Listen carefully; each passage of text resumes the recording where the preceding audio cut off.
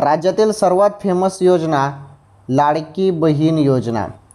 तर लाडकी बहीण योजनेसंदर्भात सर्वात मोठी आनंदाची अपडेट हप्ता संदर्भात.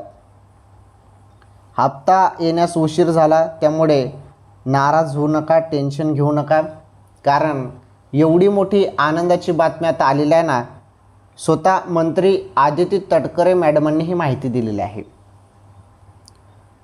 तर मीडियाने मंत्री आदिती तटकरे मॅडमांना प्रश्न विचारला होता लाडकी बहीण योजनेसंदर्भात की महिलांना 1500 रुपयाचा लाभ अजूनपर्यंत मिळालेला नाही, पैसे कधीपर्यंत लाडक्या बहिणीच्या खात्यामध्ये जमा होतील. त्यावरती उत्तर दिलेलं आहे मंत्री आदिती तटकरे मॅडमांनी.